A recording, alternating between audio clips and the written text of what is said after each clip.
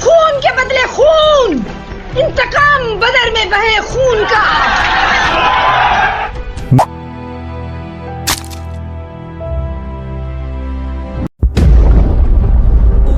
اسلام پھیلنے سے قبل زمانہ جاہلیت میں ملک عرب میں غلام خریدے اور بیچے جاتے تھے۔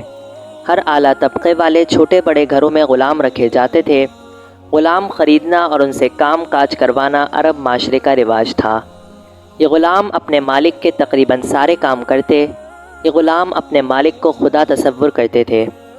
مالک کو اپنے غلام پر مکمل حق حاصل تھا۔ ہر چھوٹی سے چھوٹی غلطی پر انہیں سخت سزا دی جاتی۔ زیادہ تر غلام افریقہ کے ملک حبشہ سے لائے جاتے تھے۔ ان حبشی غلاموں میں سے غلام جس کا نام وحشی بن حرب تھا، سردار جبیر نے اس غلام کو خرید رکھا تھا۔ وحشی لمبا چوڑا چکلا چست بدن کا مالک تھا جو تلوار بازی اور کشتی میں ماہر تھا۔ وحشی کا نشانہ بے حد پکا تھا۔ ان سب مہارتوں کی وجہ سے اس کا مالک اسے بے حد پسند کرتا تھا۔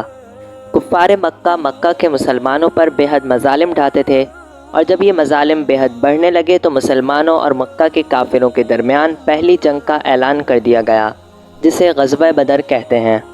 اس جنگ میں قریش مکہ کے مٹھی بھر مسلمانوں نے کفار کے ہزاروں سپاہیوں کو شکست دے دی۔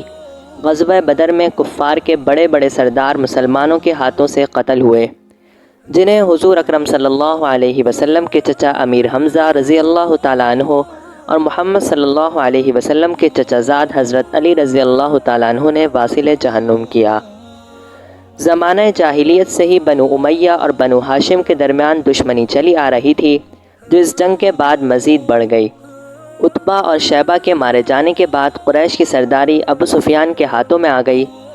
ابو سفیان نے قریش کے لوگوں کو پھر بھڑکایا اور محمد صلی اللہ علیہ وسلم کے خلاف جنگ کے لیے اکسایا۔ لہذا اگلے سال قریش مکہ غزوہ بدر میں قتل ہونے والے سرداروں کا بدلہ لینے کے لیے جنگ کی تیاریاں کرنے لگے۔ ابو سفیان نے وحشی کے متعلق سنا تھا کہ وہ نشانے کا بے حد پکا ہے۔ جب کفار مکہ غزوہ احد کے لیے روانہ ہونے لگے تو ابو سفیان نے وحشی کو طلب کیا اور کہا کہ کیا تو غلامی سے آزاد ہونا چاہتا ہے؟ اس نے ہاں میں جواب دیا اور بولا بھلا مجھے کون آزاد کروائے گا؟ ابو سفیان اور اس کی بیوی ہندہ بولی اگر تو محمد صلی اللہ علیہ وسلم کے چچا حضرت حمزہ رضی اللہ تعالیٰ عنہ کو ختم کرے گا تو آزاد ہے۔ وحشی بولا ٹھیک ہے۔ اس نے ایک نیزہ اٹھایا اور لشکر کے ساتھ چل دیا۔ ابو سفیان نے ساتھ میں ان عورتوں کو بھی بلا لیا جن کے شوہر باپ بھائی غزوہ بدر میں مسلمانوں کے خلاف جنگ کر کے قتل ہوئے تھے، تاکہ میدان جنگ میں یہ سپاہیوں کے حوصلے بلند کر سکیں۔ ان خواتین کی سردار ابو سفیان کی ملعون بیوی ہندہ تھی۔ احد کے مقام پر دونوں لشکروں کا سامنا ہوا اور جنگ شروع ہو گئی۔ حضرت حمزہ رضی اللہ تعالیٰ عنہ شیروں کی طرح دشمنوں کی صفوں کو چیرتے ہوئے آگے بڑھتے جا رہے تھے۔ آپ رضی اللہ تعالیٰ عنہ ایک ہی وار سے دشمنوں کو واصل جہنم کر دیتے۔ وحشی ایک چٹان کے پیچھے چھپا حمزہ رضی اللہ تعالیٰ عنہ کی طاق میں بیٹھا تھا۔ جب مسلمان غالب آنے لگے تو وحشی نے موقع پا کر نشانہ لگا کر ایک زوردار وار کیا۔ وحشی کا نشانہ حضرت حمزہ رضی اللہ تعالیٰ عنہ کے پیٹ کے نچلے حصے کو چیرتے ہوئے آر پار ہو گیا اور آپ رضی اللہ تعالیٰ عنہ وہیں گر پڑے۔ جب وحشی کو یقین ہو گیا کہ آپ رضی اللہ تعالیٰ عنہ فوت ہو گئے ہیں تو اس نے نیزہ نکالا اور واپس چل دیا۔ بس وہ اپنی آزادی کے متعلق سوچ رہا تھا۔ جنگ جاری رہی اور حضرت حمزہ رضی اللہ تعالیٰ عنہ کی شہادت کے بعد مسلمانوں کے قدم لڑکھڑانے لگے اور مشرکین غالب آنے لگے اور بہت سارے مسلمان شہید ہو گئے۔ اس موقع پر ہندہ مسلمانوں کی بکھری لاشوں کے پاس گئی۔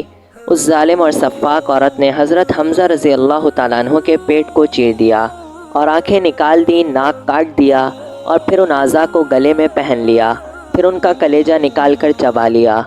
اختتام جنگ پر محمد صلی اللہ علیہ وسلم کو جب خبر ہوئی تو انہوں نے صحابہ کرام سے پوچھا کیا اس نے میرے چچا کے کلیجے کو کھا لیا؟ تو لوگوں نے کہا نہیں، نگل لیا تھا۔ محمد صلی اللہ علیہ وسلم آپ دیدہ ہو گئے اور روتے ہوئے اللہ سے دعا مانگی کہ اے اللہ، حضرت حمزہ رضی اللہ تعالیٰ عنہ کے جسم کے کسی حصے کو بھی جہنم میں داخل نہ ہونے دینا۔ اور میدان جنگ میں حضرت حمزہ رضی اللہ تعالیٰ عنہ کے جسم کے قریب آئے اور اس قدر روئے کہ صحابہ اکرام کی آنکھیں بھی تر ہو گئیں۔ بہرحال وحشی اب غلامی کی زنجیروں سے آزاد ہو چکا تھا اور وقت تیزی سے گزرتا رہا۔ مکہ میں اسلام پھیلنے لگا اور دعوت اسلام عام ہو گئی۔ اب وحشی کو اپنی جان کا خطرہ لاحق ہو گیا۔ جب مسلمانوں نے مکہ فتح کیا اور اب مسلمان چوک در چوک مکہ آنے لگے تو وحشی طائف کی طرف بھاگ گیا۔ وہاں بھی اس کو سکون نہ ملا اور وہ مسلسل بے سکونی کی حالت میں ڈرتا رہتا اور حضرت حمزہ رضی اللہ تعالیٰ عنہ کی شہادت کا منظر اس کی آنکھوں کے سامنے رہتا۔ ایک دفعہ ایک شخص نے وحشی سے کہا کہ جو شخص کلمہ پڑھ کر مسلمان ہو جاتا ہے تو محمد صلی اللہ علیہ وسلم اس کے پچھلے گناہوں کی سزا نہیں دیتے۔ یہ سنتے ہی وحشی منہ چھپا کر مکہ روانہ ہوا۔ جب وہاں پہنچا تو معلوم ہوا کہ محمد صلی اللہ علیہ وسلم مسجد میں ہیں۔ وحشی لوگوں سے چھپتے چھپاتے مسجد میں داخل ہوا اور حضور صلی اللہ علیہ وسلم کے سامنے کھڑے ہو کر بلند آواز میں کلمہ شہادت پڑھا۔ محمد صلی اللہ علیہ وسلم نے وحشی سے پوچھا، کیا تم وحشی ہو اور تم نے میرے چچا کو شہید کیا؟ وحشی بولا، ہاں۔ محمد صلی اللہ علیہ وسلم نے فرمایا، میں نے اس شخص کو معاف کیا، کوئی اسے کچھ نہ کہے، اور وحشی سے بولے کہ میری نظروں سے دور ہو جاؤ، اور آج کے بعد میری نظروں سے دور رہنا۔ جب صحابہ کرام محمد صلی اللہ علیہ وسلم کے سامنے بیٹھا کرتے تو وحشی چھپ کر ان کے پیچھے بیٹھ جاتا۔ وقت گزرتا گیا اور محمد صلی اللہ علیہ وسلم اس دنیا سے چلے گئے۔ وحشی کا کہنا تھا کہ اسلام قبول کرنے کے بعد تمام گناہ معاف ہو جاتے ہیں، لیکن جو گناہ میں نے کیا ہے وہ مجھے بے چین رکھتا ہے۔ وحشی شدت سے ایسے موقع کی تلاش میں رہتا کہ اس کی غلطی کا کفارہ ادا ہو سکے۔ حضور اکرم صلی اللہ علیہ وسلم کے وصال کے بعد ابو بکر صدیق رضی اللہ تعالیٰ عنہ امیر المومنین بن گئے۔ ان دنوں عرب کے ایک شخص جس کا نام کذاب تھا، اس نے نبی ہونے کا جھوٹا دعویٰ کیا اور مسلمانوں کے خلاف جنگ کے لیے لشکر تیار کیا۔ وحشی نے سوچا یہ وہی موقع ہے جس سے وہ اپنے گناہوں کا ارتکاب کر سکتا ہے۔ اس نے وہی نیزہ لیا اور اسلامی لشکر کے ساتھ جنگ کے لیے چل پڑا۔ مقام حنین پر جنگ شروع ہوئی اور وحشی کذاب کے انتظار میں تھا۔ وہ کذاب کو قتل کر دینا چاہتا تھا۔ جب مسلمان غالب آنے لگے تو کذاب قلعے کے دروازے سے فرار ہونے لگا۔ صحابہ میں سے کسی نے دیکھ لیا اور وحشی کو پکارا، کذاب، خدا کا دشمن بھاگ رہا ہے۔ جب ان کی نظر کذاب پر پڑی تو نیزے کا ایسا وار کیا کہ نیزہ کذاب کے سینے میں پیوست ہو گیا۔ ان کا دل کچھ پرسکون ہوا اور انہوں نے اللہ کا شکر ادا کیا۔